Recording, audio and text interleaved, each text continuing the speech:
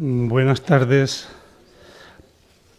Antes de comenzar y de dar la palabra a Estela, quisiera recordar que mañana y pasado mañana nuestros ciclos siguen. Que mañana no aparece en el programa, pero quedó pendiente la conferencia de nuestro señor rector, que por motivos de salud no pudo estar y ahora ya plenamente recuperado, pues podremos tenerlo con nosotros.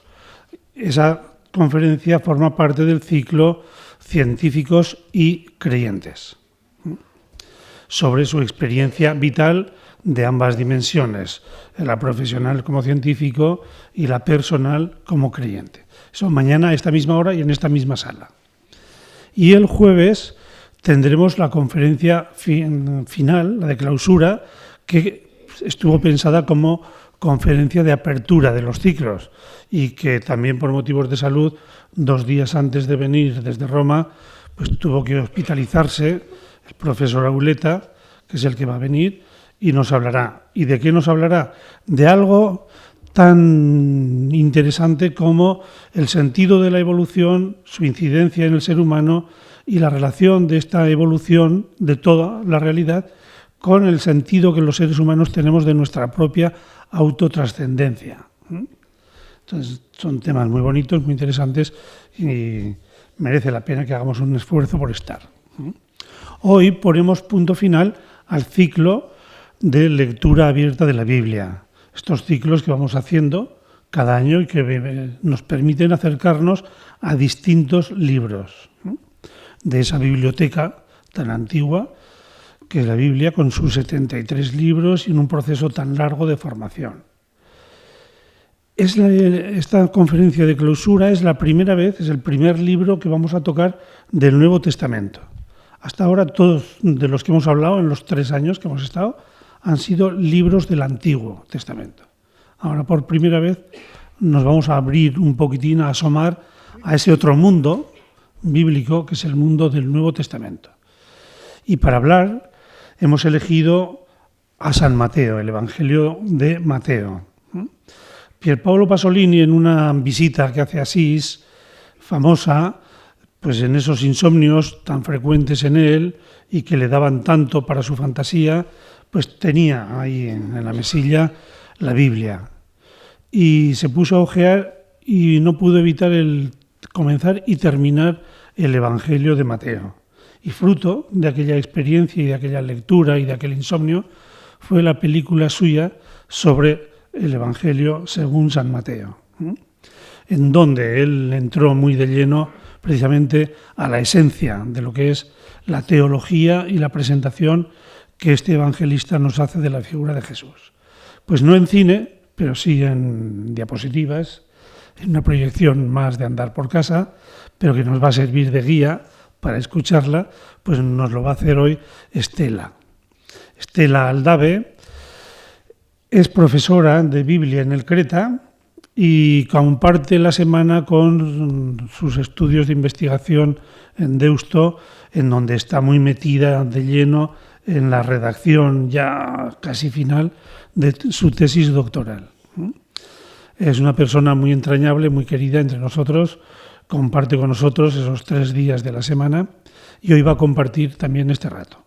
Le agradecemos mucho porque dentro de su obsesión por la tesis nos ha reservado un tiempo, un espacio dilatado bastante para quien trabaja así y nos ha preparado esto que vamos a escucharle hoy sobre San Mateo. Así que Estela, un poquitín más arriba tienes el botón, ahí, y estamos muy pendientes de lo que nos digas. Bueno, pues gracias, Pepe, por tu presentación y por la invitación a participar en esta lectura abierta de la Biblia. Como tienen ahí, el título de la ponencia es La Pasión según San Mateo, pero no me voy a limitar a hablar de la Pasión. La razón porque no podemos entender los rasgos propios de la pasión de Mateo si no es teniendo en cuenta el contexto de la comunidad y las circunstancias que le rodearon. La fuente del relato de la pasión de Mateo es fundamentalmente el Evangelio de Marcos, es de ahí de donde toma los datos, pero Mateo modifica algunos puntos. Y estos puntos que modifica, eso no es posible entenderlos si no es conociendo un poquito el contexto que rodea a la comunidad. De ahí que, pues esta va a ser la lógica que guíe mi exposición. A ver si no se me olvida pasar las diapositivas. Los puntos que voy a tratar son estos. Vamos a comenzar con este primer punto, una comunidad en búsqueda de identidad y sentido, donde nos vamos a acercar a la situación histórica de la comunidad y a los conflictos que vivió, sobre todo los conflictos con el judaísmo. Como vamos a ver, Mateo se va a proponer dos cosas. Por una parte, contarnos la historia de Jesús, pero por otra, configurar la identidad de la comunidad. Y esta configuración de la identidad va a determinar la memoria que haga de Jesús, es decir, va a recordar a Jesús de una determinada manera. Entonces aquí vamos a ver un poquito qué es esto del hacer memoria, de la memoria dentro de un grupo, la memoria colectiva. Después vamos a pasar a hablar del universalismo en Mateo, este Dios más allá de las fronteras de Israel, porque veremos que uno de los aspectos de la comunidad va a ser la apertura de la misión al mundo gentil, más allá del pueblo judío. En el tercer punto abordaremos el tema de la ética dentro de la comunidad. Lo titulo así, el difícil equilibrio entre la excelencia moral y la acogida, porque ambas cosas van a estar presentes en el Evangelio, dos cosas aparentemente contradictorias, que va a ser la petición, la exigencia de un perfeccionismo, pero al mismo tiempo la acogida de los que no llegan a ese nivel de perfección. Y esta idea también va a ser otro de los elementos de la identidad de la comunidad de Mateo. Y finalmente, ya sí, vamos a hablar un poquito del relato de la pasión. El árbol de la cruz es el árbol de la vida para todos, donde nos fijaremos principalmente en algunos textos o párrafos que son propios de Mateo y van a estar en relación con dos de las cosas de las que voy a ir hablando, que ya he mencionado, el conflicto con el judaísmo y la apertura al mundo gentil. Paso entonces al punto 1, una comunidad en búsqueda de identidad y sentido. La comunidad de Mateo generalmente se sitúa en Antioquía de Siria en la década de los 80. Es una comunidad mayoritariamente judeocristiana, es decir, está en su mayor parte formada por judíos que han pasado a creer en Jesús, pero también formaban parte de ella algunos gentiles. ¿Por qué digo esto? Las razones fundamentales es que presupone una audiencia que conoce muy bien el judaísmo. Voy a decir algunas cosas. Por una parte, el Evangelio de Mateo articula la misión de Jesús en 5 grandes discursos. En Mateo Jesús enseña, también hace cosas, pero enseña mucho. Nos presenta eso, la imagen de un Jesús maestro que habla en 5 momentos distintos con 5 bloques temáticos. Son 5 discursos, lo mismo que los 5 libros de la Torá, de la ley de Israel. Este es un elemento judío, ¿no? Otro elemento fuertemente judío del Evangelio es lo que se conoce como las citas cumplimiento. En muchos momentos, Mateo dice, ¿no?, como decía el oráculo de Isaías, y cita literalmente el Antiguo Testamento. Y otro elemento judío, aunque hay más, son todas las tradiciones en torno a Moisés que aparecen en el Evangelio de la infancia. En los primeros capítulos de Mateo se nos presenta a Jesús con rasgos que evocan a Moisés. Recordamos, por ejemplo, la marcha de José y María a Egipto, porque Herodes va a matar a los niños, lo cual evoca el éxodo, Moisés en Egipto y la matanza de los niños hebreos, de la que Moisés es salvado, ¿no? Por tanto, estos elementos y otros muchos que no menciono muestran que la audiencia de Mateo conocía muy bien estas tradiciones judías. Pero también he dicho que es una comunidad que también tiene entre sus miembros a gente que procede del mundo gentil. ¿Por qué decimos esto? Porque el Evangelio presenta una aparente contradicción. En el capítulo 10 tenemos el discurso misionero, donde Jesús envía a sus discípulos y les da este mandato. Leo el texto. A estos 12 envió Jesús después de darles estas instrucciones. No toméis camino de gentiles ni entréis en ciudad de samaritanos. Es decir, Jesús, el Jesús de la historia, el del ministerio histórico, envía a sus discípulos únicamente al pueblo de Israel. Sin embargo, al final del Evangelio, la cuestión cambia y Jesús resucitado envía a sus discípulos no ya a Israel, sino a todas las gentes. Dice así Mateo 28, 19, 20.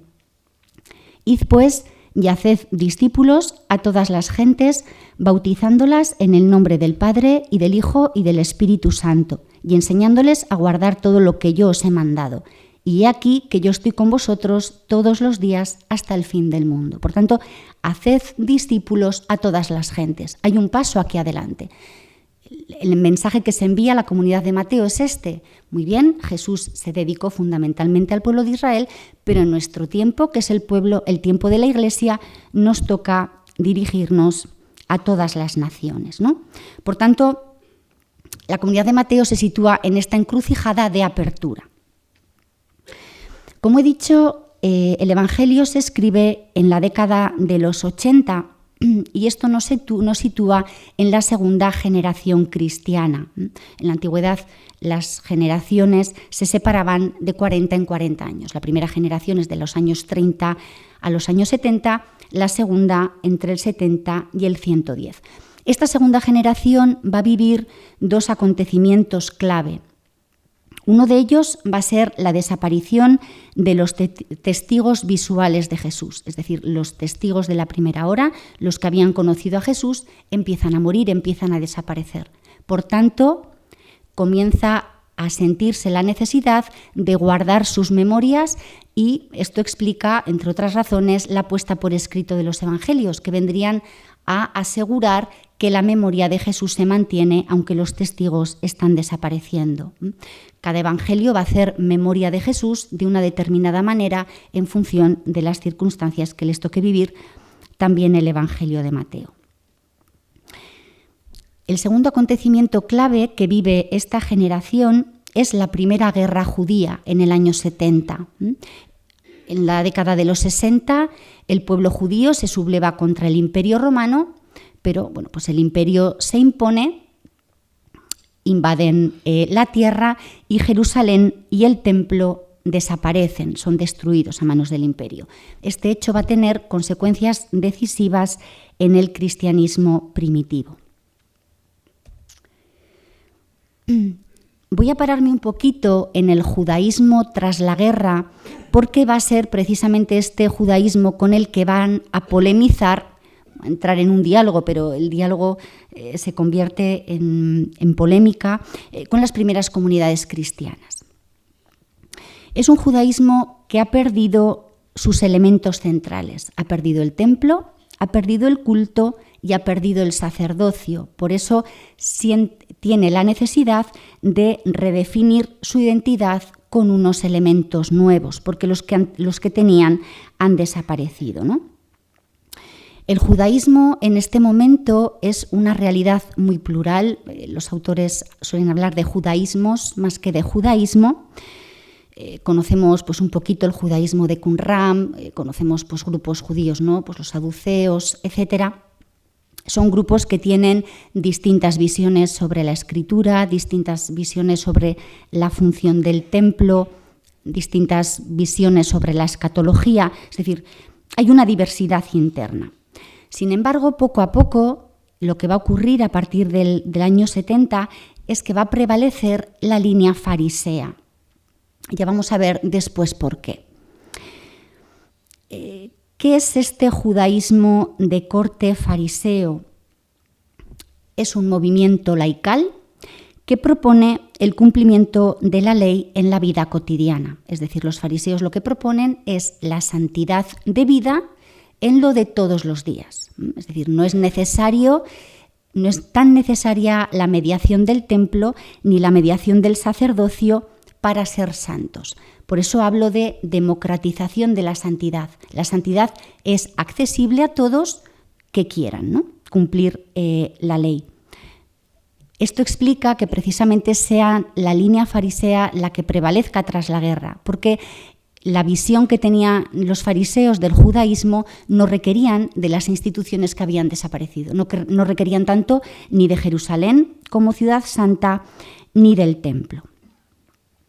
Pues bien, el judaísmo con el que polemiza Mateo en su Evangelio va a ser este. En el Evangelio nos vamos a encontrar dos grupos, los fariseos por una parte y los judeocristianos de Mateo por otro, que van a reivindicar ambas partes.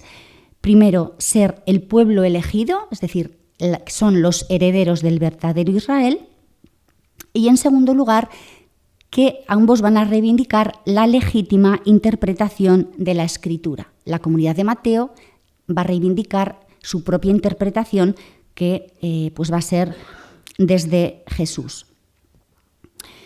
La polémica con el judaísmo permite entender una aparente contradicción del Evangelio, que es esta, ¿no? Por un lado tenemos un Evangelio, como he dicho, judeocristiano. No es posible entender Mateo si no es conociendo el judaísmo, ¿no? Y por otro lado, la caracterización tan negativa que hace de los judíos. Voy a poner como ejemplo dos textos, ¿no?, que es un evangelio judio-cristiano que manda cumplir la ley. Lo muestra, por ejemplo, Mateo 5:18, ¿no? Mientras duren el cielo y la tierra, no dejará de estar vigente ni una i ni una tilde de la ley sin que todo se cumpla. Es decir, Mateo va a proponer cumplir la ley como buenos judíos, pero al mismo tiempo, en el capítulo 23, tiene un montón de maldiciones contra los escribas y fariseos, a quienes llama hipócritas, raza de víboras, guías ciegos, serpientes. Les dice que no van a escapar de la condena de la ajena. Por tanto, tenemos dos comunidades en conflicto, y esto explica también que Mateo hable de las sinagogas como sus sinagogas. En varios momentos del Evangelio se repite sus sinagogas. Parece que la comunidad o ha sido expulsada ya de la sinagoga o está a punto de serlo.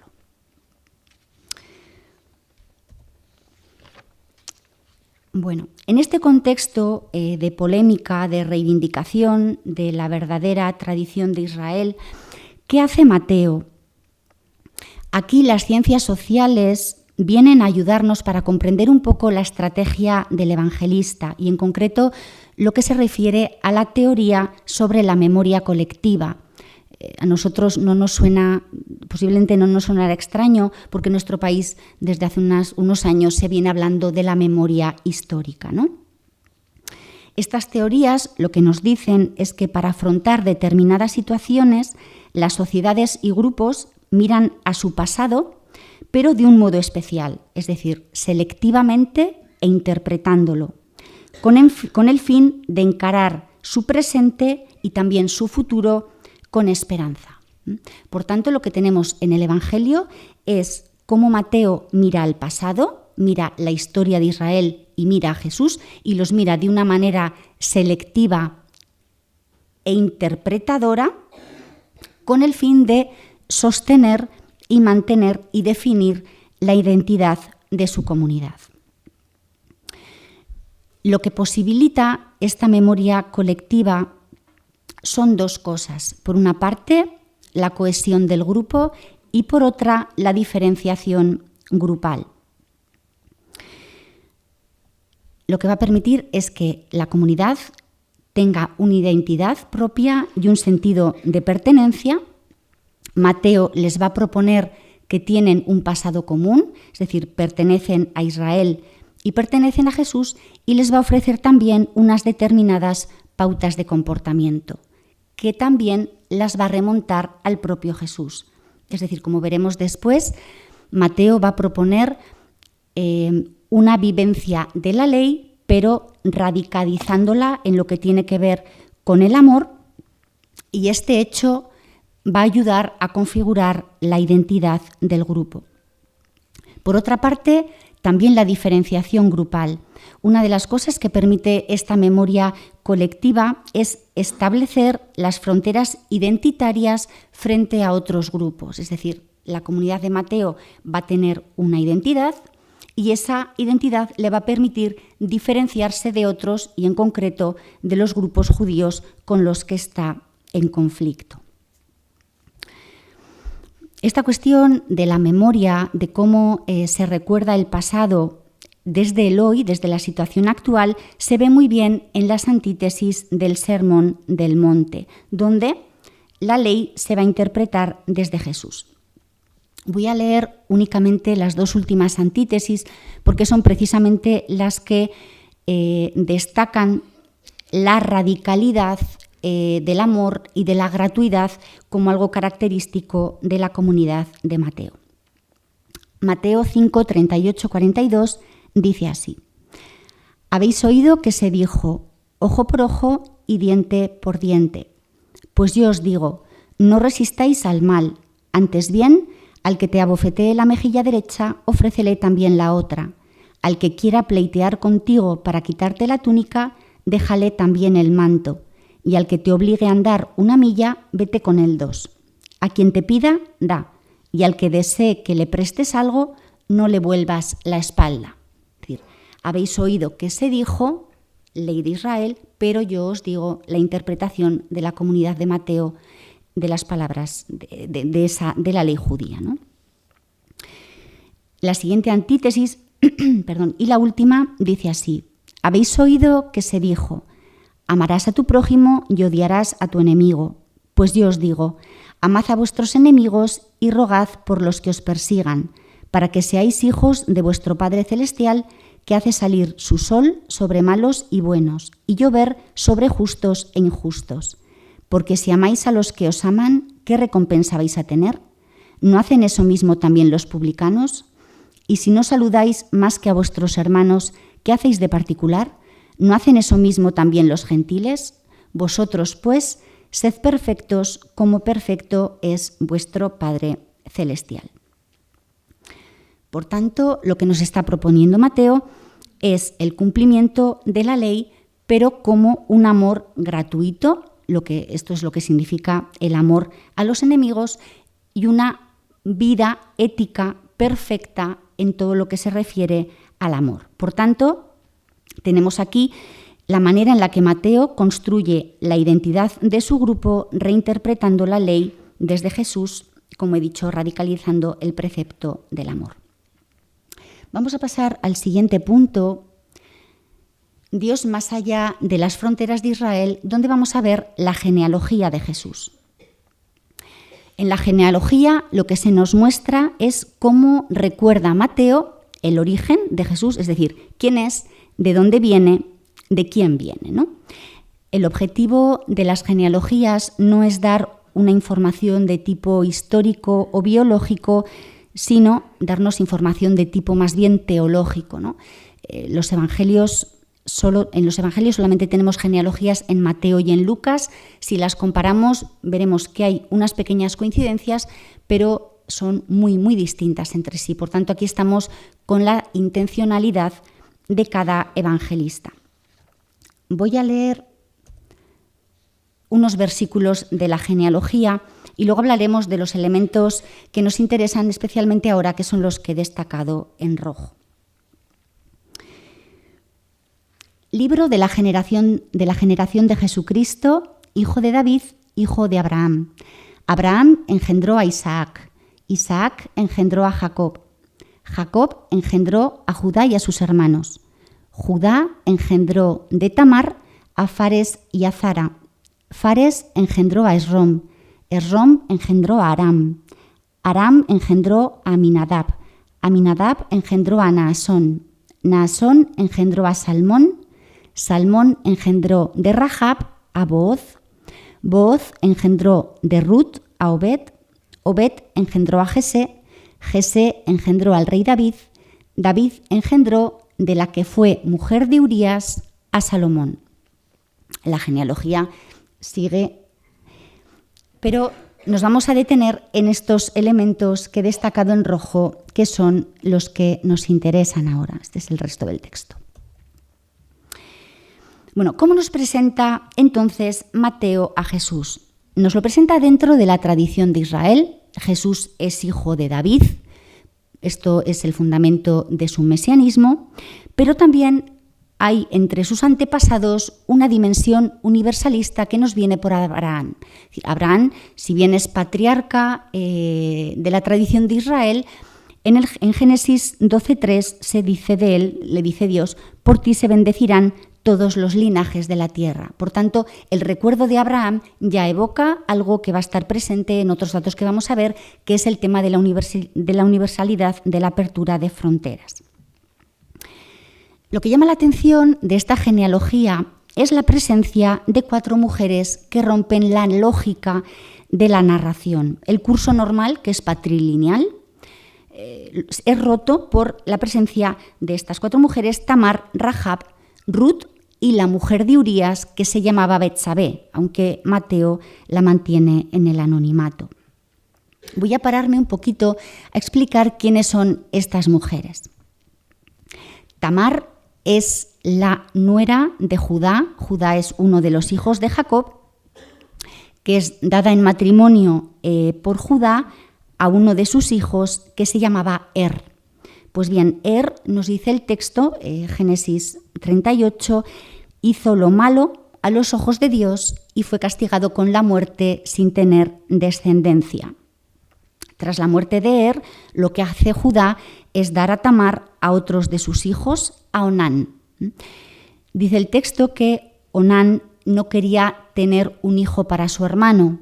Como estaba casado, había ocupado el lugar de su hermano muerto, si tenía un hijo con Tamar, el hijo iba a ser de su hermano y no iba a ser suyo. Por tanto, dice el Génesis, cuando tenía relaciones sexuales con Tamar, lo que hacía era derramar a tierra.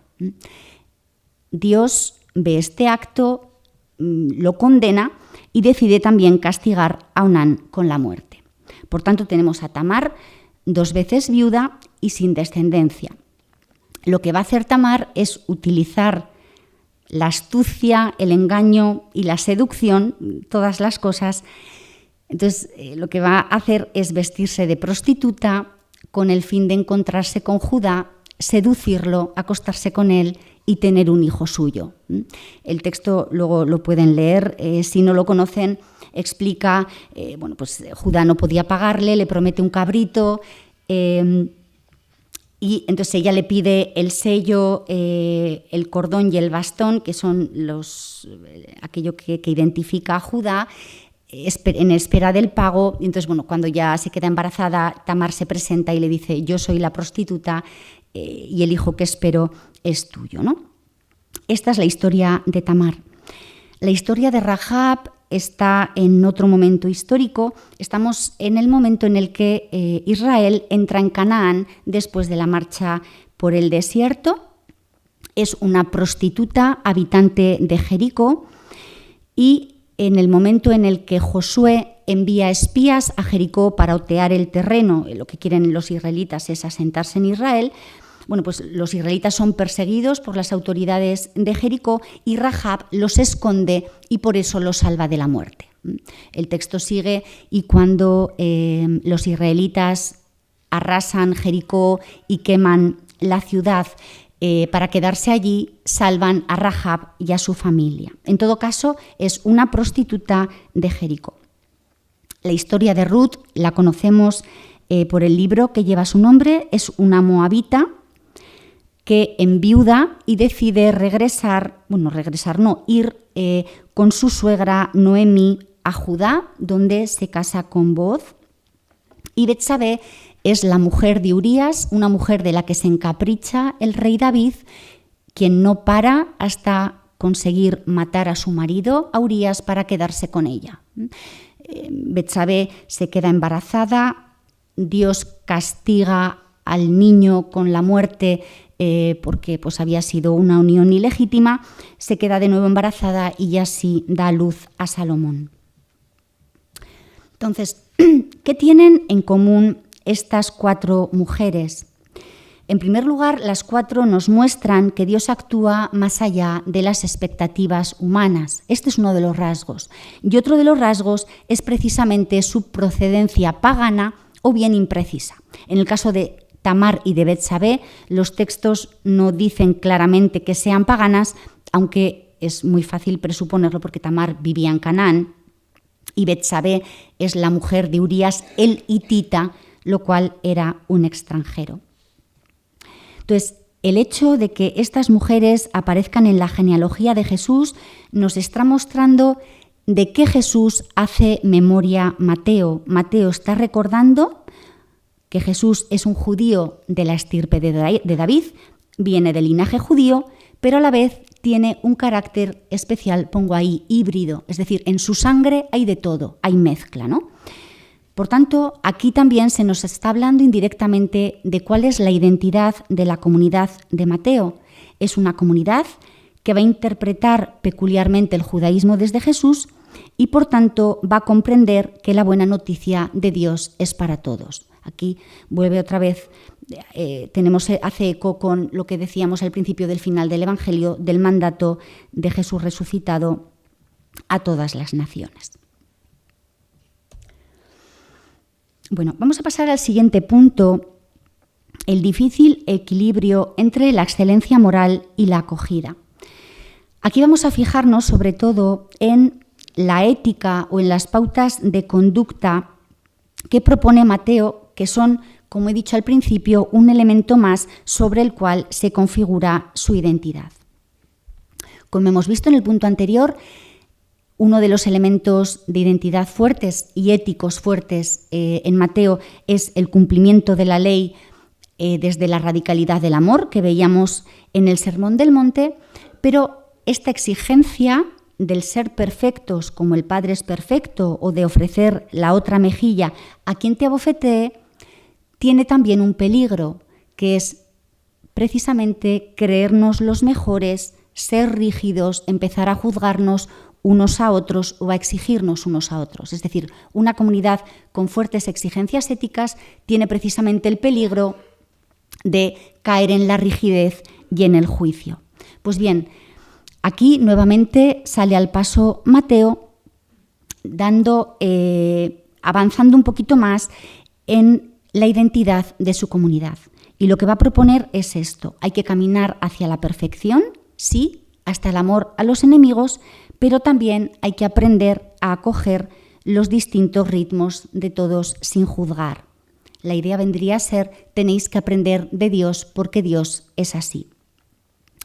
Esto lo va a hacer Mateo fundamentalmente en 2 textos que son propiamente suyos, que no los tenemos ni en Marcos ni en Lucas, que son 2 parábolas: la parábola del trigo y de la cizaña y la parábola de los obreros de la viña. Voy a leer la del trigo y la cizaña. Otra parábola les propuso diciendo: el reino de los cielos es semejante a un hombre que sembró buena semilla en su campo, pero mientras su gente dormía, vino su enemigo, sembró encima cizaña entre el trigo y se fue. Cuando brotó la hierba y produjo fruto, apareció entonces también la cizaña. Los siervos del amo se acercaron a decirle: Señor, ¿no sembraste semilla buena en tu campo? ¿Cómo es que tiene cizaña? Él les contestó: algún enemigo ha hecho esto. Le dicen los siervos: ¿quieres pues que vayamos a recogerla? Les dice: no sea que al recoger la cizaña arranquéis a la vez el trigo. Dejad que ambos crezcan juntos hasta la siega. Y al tiempo de la siega diré a los segadores: recoged primero la cizaña y atadla en gavillas para quemarla, y el trigo recogedlo en mi granero. Bueno, lo que tenemos aquí es un dueño de un campo que se comporta de un modo extraño, porque no parece importarle, a diferencia de sus siervos, que haya cizaña. Es también un poco extraño porque él mismo siembra. El texto luego nos dice que tiene siervos a su cargo que podrían hacerlo, pero nos muestra que es un dueño a quien le gusta sembrar, ¿no? Que disfruta sembrando. El texto nos habla de trigo y de cizaña. Nos habla, por tanto, de buenos discípulos y de discípulos que no son tan buenos. Lo que nos manda, el mensaje que nos envía es tenéis que aprender a ser como el dueño de este campo. Tenéis que aprender a tener paciencia, a no juzgar, y en todo caso Dios juzgará cuando lo crea conveniente. Es decir, el juicio se desplaza al tiempo final y se deja en manos de Dios. El tiempo de la comunidad no es tiempo de juicio. Por tanto, aquí parece que Mateo sale al paso de situaciones difíciles que se podrían dar, donde podrían aparecer la rigidez y la exigencia mutua de la que he hablado. Otro texto... se me ha olvidado la diapositiva. Otro texto es la parábola de los jornaleros. En efecto, el reino de los cielos es semejante a un propietario que salió a primera hora de la mañana a contratar obreros para su viña. Habiéndose ajustado con los obreros en 1 denario al día, los envió a su viña. Salió luego hacia la hora tercia y al ver a otros que estaban en la plaza parados, les dijo: «Id también vosotros a mi viña y os daré lo que sea justo». Y ellos fueron. Volvió a salir a la hora sexta y a la 9 e hizo lo mismo. Todavía salió a eso de la hora 11 y al encontrar a otros que estaban allí, les dice: «¿Por qué estáis aquí todo el día parados?». Le dicen: «Es que nadie nos ha contratado». Les dice: «Id también vosotros a la viña». Al atardecer, dice el dueño de la viña a su administrador: «Llama a los obreros y págales el jornal, empezando por los últimos hasta los primeros». Vinieron pues los de la hora 11 y cobraron 1 denario cada uno. Al venir los primeros, pensaron que cobrarían más, pero ellos también cobraron 1 denario cada uno. Y al cobrarlo, murmuraban contra el propietario diciendo: «Estos últimos no han trabajado más que 1 hora, y les pagas como a nosotros, que hemos aguantado el peso del día y el calor». Pero él contestó a uno de ellos: «Amigo, no te hago ninguna injusticia. ¿No te ajustaste conmigo en 1 denario? Pues toma lo tuyo y vete. Por mi parte, quiero dar a este último lo mismo que a ti. ¿Es que no puedo hacer yo con lo mío lo que quiero? ¿O va a ser tu ojo malo porque yo soy bueno?». Así, los últimos serán los primeros y los primeros últimos. Bueno, 1 denario era la cantidad normal que se cobraba por un día de trabajo, por tanto, los de la primera hora cobran lo que realmente les correspondía. Esta parábola también nos muestra algunos elementos extraños, como veíamos en la otra. El más llamativo de todos es el contratar a horas tan tardías. Nadie contrataba ni a la hora sexta ni a la 9 y, por supuesto, menos a la 11, ¿no?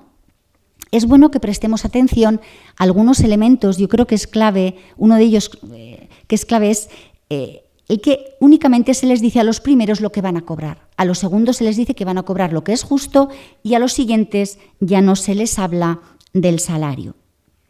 En todo caso, lo que vemos aquí es un propietario al que no le importa su propio beneficio ni la rentabilidad de su campo, sino que su mayor preocupación parece ser que tengan todos trabajo. Los jornaleros hacen un trabajo claramente desigual, tanto en tiempo, unos trabajan más horas que otras, y también en condiciones, como bien dicen los que se quejan, mientras que nosotros hemos aguantado todas las horas de sol, estos han incorporado cuando estaba ya decaída. Lo que quiere hacer la parábola es provocar precisamente a estos de la primera hora, es a ellos a los que se dirige el texto. ¿Por qué? Porque les hace estar presentes cuando el dueño del campo paga a los últimos en primer lugar.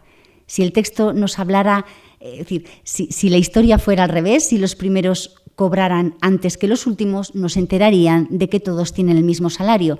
Por tanto, lo que nos quiere decir el mensaje que envía la parábola a la comunidad de Mateo es que hay 2 tipos de justicia: la justicia divina y la justicia humana.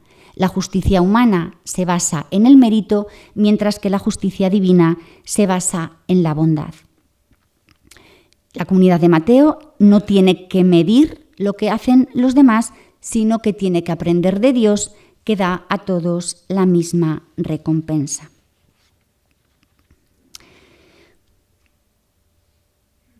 Bueno, voy a pasar ya al último punto en el que, como he dicho, vamos a hablar del relato de la pasión. Soy consciente de que dejo muchos temas importantes en el tintero, porque el relato de la pasión está en juego pues, la necesidad de las primeras comunidades cristianas y de los discípulos de Jesús de dar sentido a la cruz. También voy a dejar en el tintero las implicaciones que tiene la cruz para repensar la imagen de Dios y su presencia en la historia, la insistencia de Mateo en que Jesús es el Hijo de Dios en la cruz, lo cual pues da la vuelta a la imagen de Dios, que es un Dios que se nos muestra sin ejercer poder y que acoge las consecuencias históricas de la vida de Jesús, incluso el rechazo que va a sufrir hasta la muerte. Todos estos temas son muy importantes y están en el relato de la pasión, pero no me puedo detener en ello, ¿no? Como les pongo ahí, el relato intenta responder a 4 preguntas. ¿Quién es Jesús? El Evangelio va a responder: Jesús es el que ha muerto en la cruz y es el Hijo de Dios crucificado. ¿Quién es Dios? Va a responder Mateo, un Dios que se revela débil y que reivindica a Jesús, a su vida y a su misión. Y también va a tratar de responder a estas 2 últimas preguntas, que son en las que me voy a detener. ¿Quiénes son los responsables? Mateo va a responder: los judíos. ¿Y quiénes somos nosotros? Mateo va a responder: los que seguimos a un crucificado, los que somos perseguidos también por los judíos y los que nos abrimos a los paganos porque Israel ha rechazado el Evangelio. Por tanto, lo que va a hacer Mateo en la pasión de Jesús va a ser hacer memoria de su muerte, pero también va a responder a las necesidades actuales de la comunidad. Es decir, como vengo diciendo todo el tiempo, es una memoria intencionada, ¿no? Selecciona e interpreta. A Mateo no le va a preocupar solo la precisión histórica, sino que también le va a preocupar el sentido, como he dicho, de la pasión en su comunidad. Por eso va a hacer 2 cosas llamativas. Va a inculpar, como he dicho, al pueblo judío y va a exculpar claramente a Pilato y va a mandar este mensaje: Israel rechaza a Jesús, por tanto, la buena noticia es para los gentiles. La inculpación del pueblo judío va de la mano, como he dicho, de la exculpación de Pilato. Hay 2 textos que son solo de Mateo, que es la revelación que tiene en sueño su mujer y el lavatorio de las manos. Estos son elementos que Mateo introduce en su relato de la pasión, que no están en Marcos. La mujer de Pilato, como he dicho, tiene un sueño. Voy a leer el texto, lo tenemos en Mateo 27, 19. Dice: mientras él estaba sentado en el tribunal, le mandó a decir su mujer: no te metas con este justo, porque hoy he sufrido mucho en sueños por su causa. El tema de los sueños en Mateo es sumamente importante. En el relato de la infancia, José tiene muchos sueños y también los magos que van a adorar al niño Jesús. Recuerdo algunos momentos en los que aparece en sueños. A José se le anuncia el nacimiento de Jesús, se le dice que tiene que ir a Egipto porque Herodes el Grande amenaza con matar al niño. En sueños se le dice que ya puede volver a Israel porque Herodes el Grande ha muerto. Y en sueños finalmente se le dice que vaya a Galilea y no a Judea, porque en Judea está Arquelau, que parece ser peor de lo que era su padre, ¿no? Por tanto, todo esto se le dice a José en sueños. Como he dicho, a los magos también se les dice que no vuelvan donde Herodes, y ellos, dice el texto, cambiaron de camino. Por tanto, los sueños en Mateo tienen un sentido revelatorio. Dios se revela a través de sueños y nos muestra cómo Dios va conduciendo la historia. Curiosamente, la que es sujeto de estos sueños por los cuales Dios se revela es una mujer pagana, y en concreto la mujer del precepto de Pilato. Jesús va a ser el justo y el inocente para ella. Esto es lo que va a recibir en la revelación y lo que ella va a aceptar. Otro texto propio de Mateo que he mencionado, que es que también exculpa a Pilato, es el lavatorio de las manos. Recuerdo el versículo que dice así: entonces Pilato, viendo que nada adelantaba, sino que más bien se promovía tumulto, tomó agua y se lavó las manos delante de la gente diciendo: inocente soy de la sangre de este justo, vosotros veréis.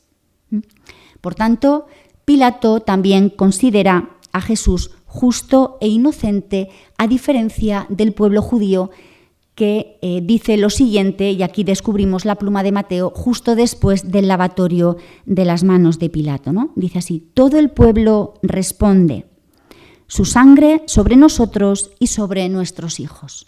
Por tanto, nos está diciendo Mateo, mientras que Pilato considera justo a Jesús, Israel es el que claramente lo condena. Aquí se nos avanza un tema, que es que los gentiles acogen, mientras que los judíos rechazan, que vamos a encontrar también en los versículos que siguen a la muerte de Jesús. Dice así el texto: Jesús, dando de nuevo un fuerte grito, exhaló el espíritu. En esto el velo del santuario se rasgó en dos, de arriba a abajo. Tembló la tierra y las rocas se hendieron. Se abrieron los sepulcros y muchos cuerpos de santos difuntos resucitaron. Y saliendo de los sepulcros, después de la resurrección de él, entraron en la ciudad santa y se aparecieron a muchos. Por su parte, el centurión y los que con él estaban, atención a este dato, con los que le estaban guardando a Jesús, al ver el terremoto y lo que pasaba, se llenaron de miedo y dijeron: verdaderamente este era el Hijo de Dios. Vamos a prestar atención a 4 elementos. En primer lugar, el velo del templo rasgado.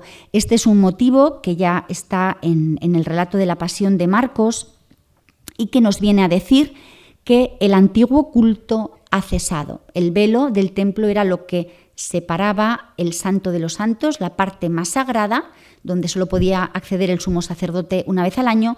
El velo se rompe, por tanto queda a la vista de todos, accesible a todos. La santidad, a partir de la muerte de Jesús, va a ser para todos y no solamente para unos pocos. Otro elemento importante de los versículos que he leído tiene que ver con el temblor de la tierra, la apertura de los sepulcros, la resurrección de los muertos.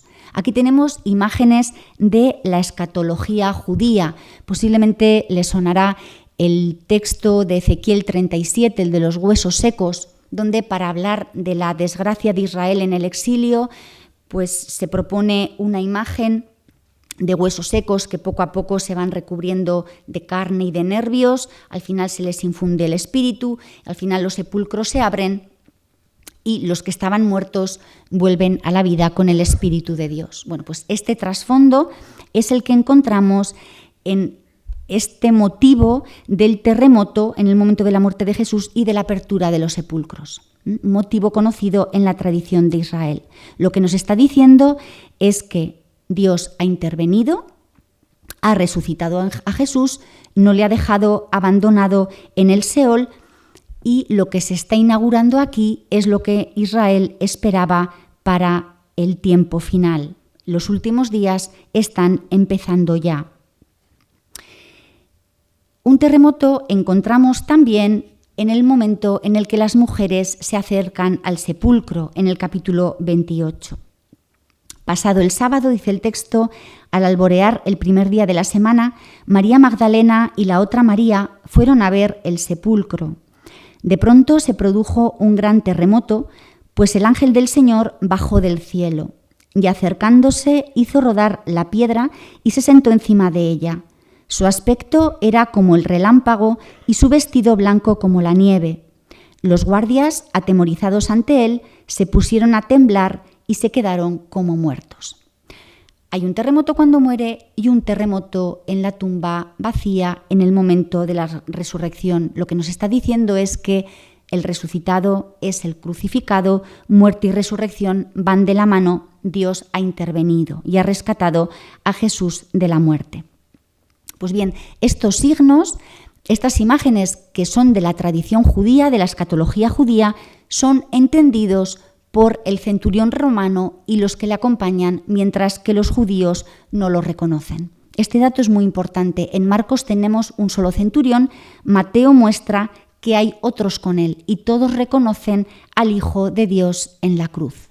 Es decir, tenemos aquí otra vez el mismo mensaje. Israel rechaza a Jesús, los gentiles lo reconocen, nosotros nos vamos a dirigir a todos los pueblos.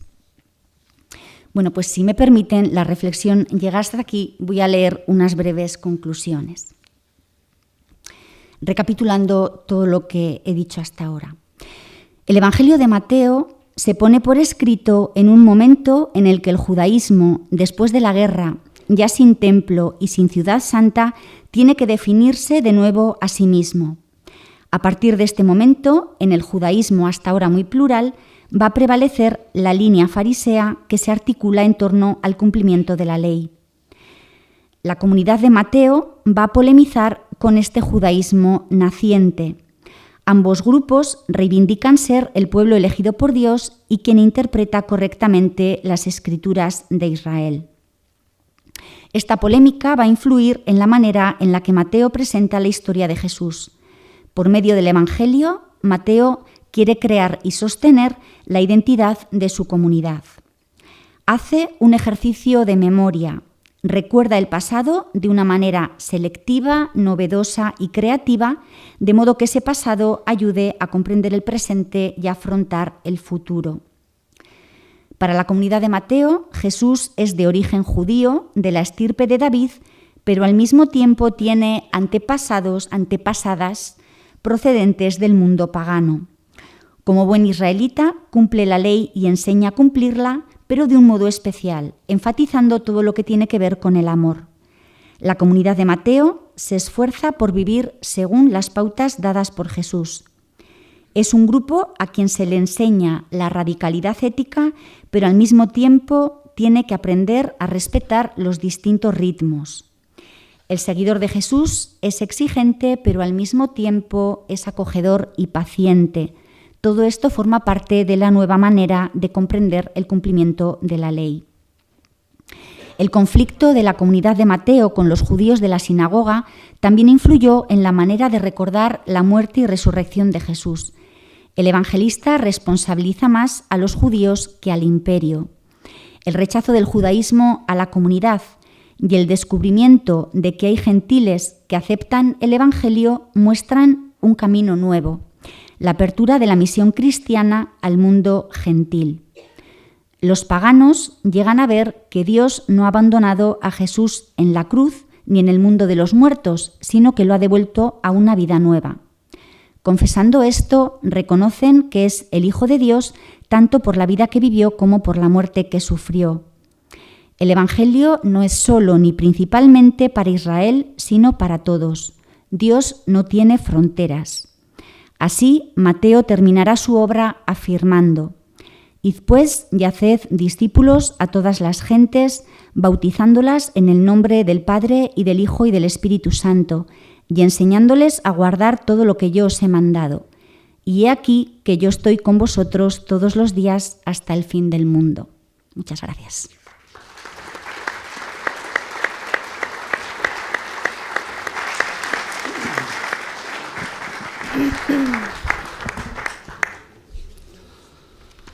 Pues como siempre tenemos el micro a nuestra disposición para poder preguntar, aclarar, contradecir.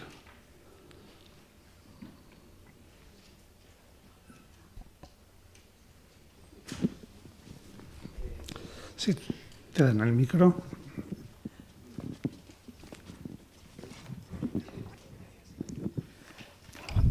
Gracias por la exposición. A ti. Nada de contradecir, sino simplemente el otro día vi un reportaje de la BBC en la 2 que salió. Ajá. Y estaba muy bien hecho, como siempre, ¿verdad? Los de la BBC. Justamente trataba del antisemitismo a partir de las primeras comunidades cristianas y parece que culpaba del antisemitismo en origen a las primeras comunidades cristianas. Incidía también en que Jesús no murió por los judíos, que los judíos no intervinieron. Esto lo decía, como digo, muy bien explicado, y a través de profesores y tal. Y bueno, pues eso, que en las primeras comunidades surge la polémica, el antisemitismo, mientras que Jesús murió o sea, la mataron los romanos, viene a decir y tal.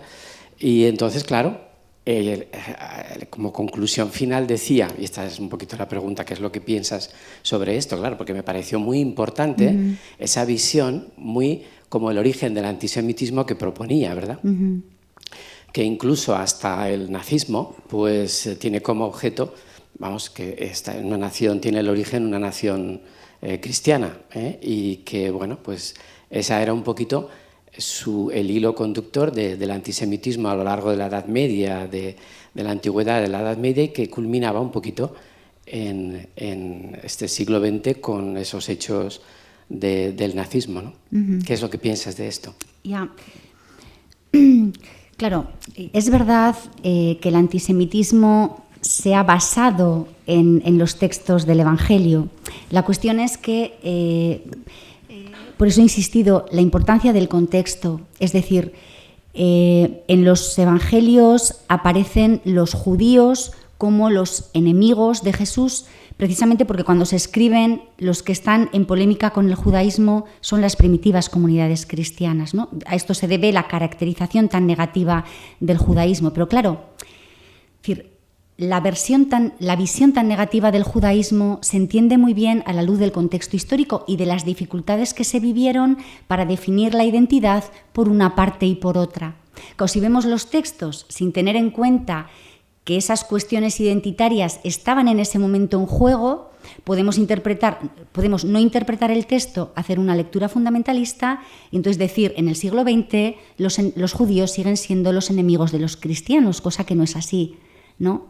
Porque, es decir, la polémica surgió por unas circunstancias. En ese primer momento era cuando tanto los judíos se tenían que redefinir, pues porque se habían quedado sin nada, como las primeras comunidades cristianas también tenían problemas con la sinagoga. ¿Quiénes somos? Al final, cada grupo se define por oposición y afirmando las diferencias. Claro, luego, si leemos los textos sin tener en cuenta todo este trasfondo, evidentemente podemos justificar el antisemitismo, cosa que es injustificable, ¿no? Yo creo que por ahí va un poco la cosa. Es decir, siempre, no solamente Mateo, sino también Juan presenta a los negativos y el antisemitismo se ha fundamentado también en Juan, no solo en Mateo.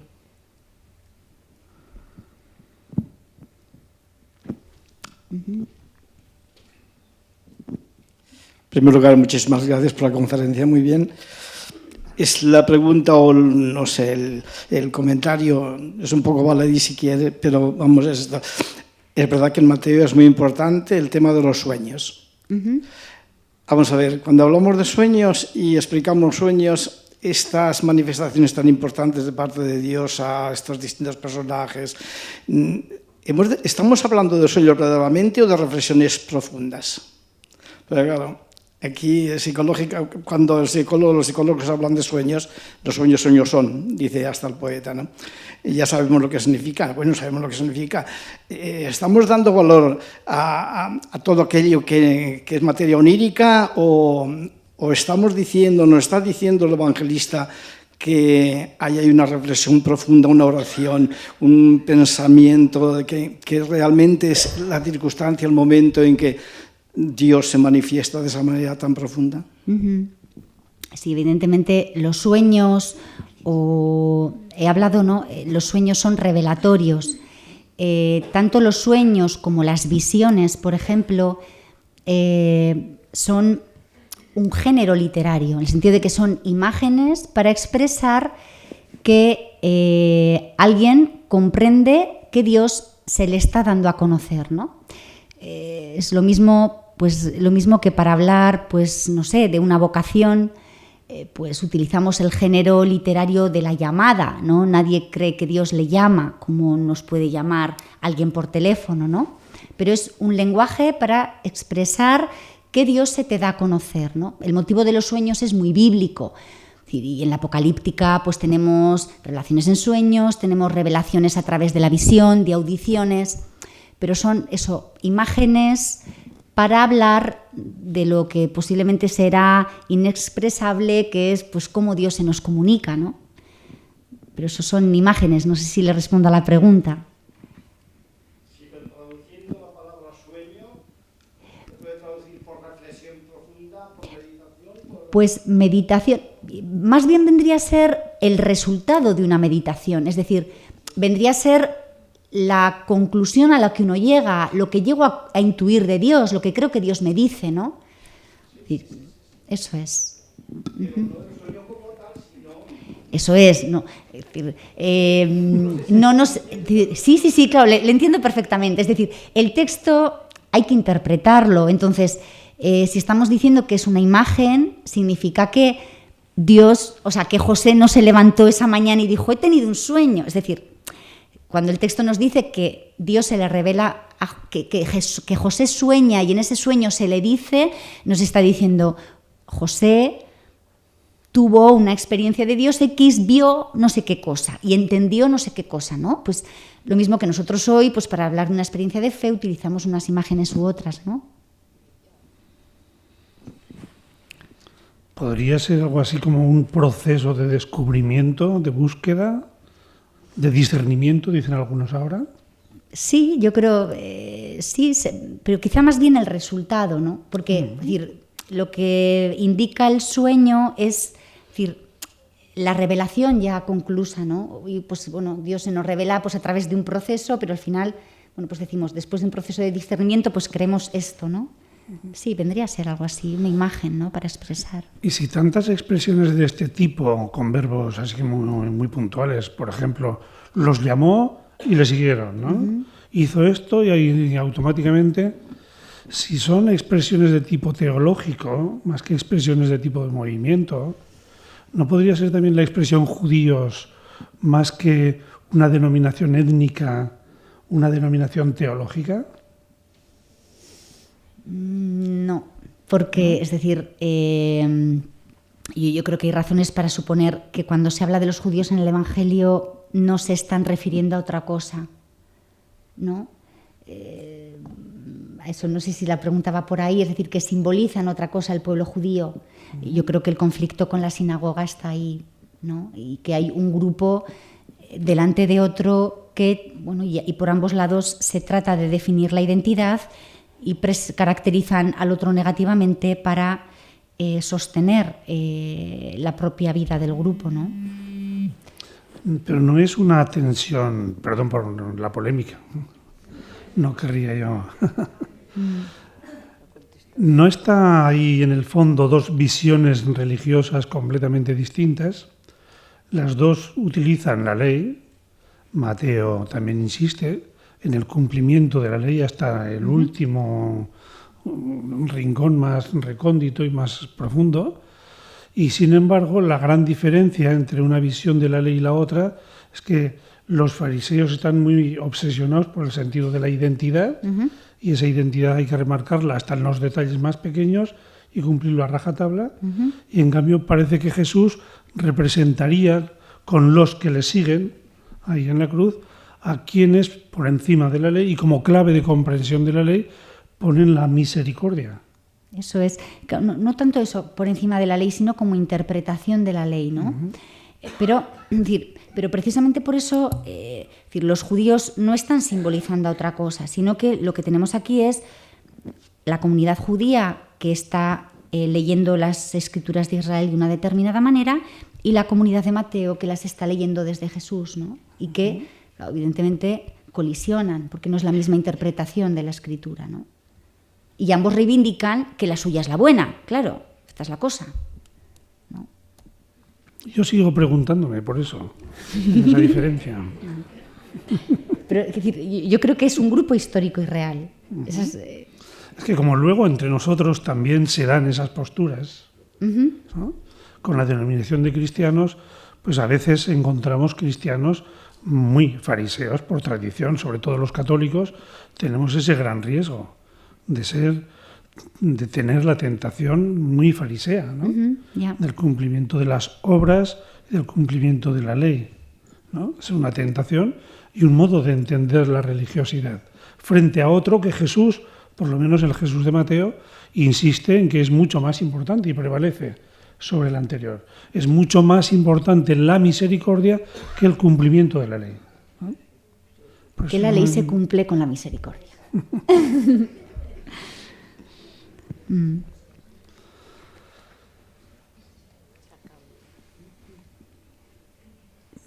¿Nadie más? Sí.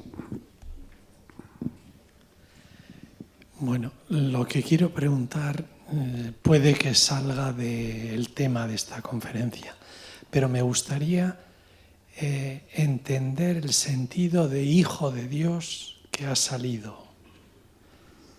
Es decir, ¿cómo podría explicarse lo que quiere decir y qué se entendía por hijo de Dios? Una pregunta, efectivamente. Sí, claro, que se entendía por hijo de Dios es casi no, es el tema de otra conferencia. Yo creo, un poquito por seguir en Mateo, el tema de hijo de Dios aparece con mucha claridad en las tentaciones, por ejemplo, ¿no? Entonces, el tentador acercándose le dijo: si eres hijo de Dios, di que estas piedras se conviertan en panes.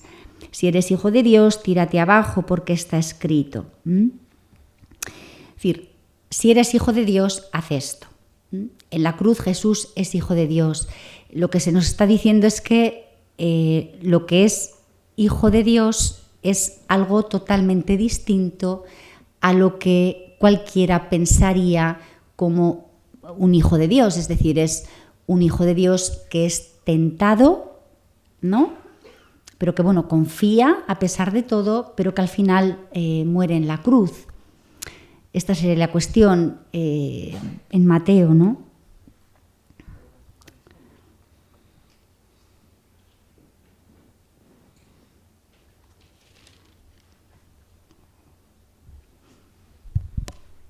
Hay una pregunta Sí, un momentín, que aquí antes una. En primer lugar, la conferencia ha sido espléndida, pero luego voy a hacer una pregunta que quizás muy para mí es un misterio, pero es fácil. ¿Qué muere el hombre? No muere Dios como natural. Entonces, en el movimiento de la existencia de que había muerto un hombre está perfectamente, porque cuando los discípulos van al sepulcro le dicen: no vayas porque hace ya 3 días que ha muerto y ya llegue. Perdón. Eso es Lázaro, sí. Pero bueno, encuentra ya el reconocimiento de que había muerto y que estaba enterrado y que llevaba ya varios días. Bueno, estaba ahí. Entonces, en definitiva, el problema tremendo era que es un misterio como natural, es la unión de la naturaleza humana y la unión de la naturaleza divina y la separación de las naturalezas. Sí, bueno, es decir, en el tiempo del Nuevo Testamento no hay, al tiempo del Nuevo Testamento no le podemos atribuir la reflexión cristológica posterior, que es todo el tema de las dos naturalezas, cómo compaginar la naturaleza humana y la naturaleza divina. Y esto yo creo que se ve con cierta claridad en la manera en la que se formula la resurrección de Jesús. Es decir, lo que se dice es que Dios resucitó a Jesús de entre los muertos, es decir, el que actúa cuando Jesús muere es Dios. Esta es la imagen del Nuevo Testamento, ¿no? que luego va a evolucionar y con el paso del tiempo se llega a afirmar Dios resucitó, es decir, Él es sujeto de su propia resurrección, pero las fórmulas más antiguas lo que dicen es que es Dios quien actúa. Por tanto, es decir, luego la reflexión cristológica ya pues entrará en el tema de naturaleza humana, divina, cómo se compaginan, etcétera. Pero en los relatos del Nuevo Testamento yo creo que esto no podemos ver.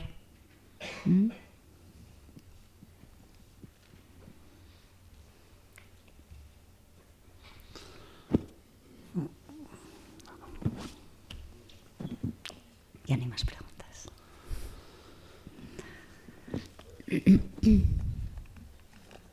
Pues ha sido, me parece, una experiencia también de acercarnos a un texto que nos deja ahí en el horizonte del misterio, ¿no? Con muchos interrogantes, con muchas preguntas, y que todo eso es muy bonito porque nos ayudan a conocer cómo a partir de un texto literario pues vamos descubriendo muchos significados, muchos niveles en ese texto literario, y a partir de ahí también muchas posibilidades de profundizar en alguien en quien hemos depositado nuestra confianza. Pues muchas gracias, Estela, por este rato que hemos pasado contigo. Y mañana sigo insistiendo en mi invitación para escuchar de un científico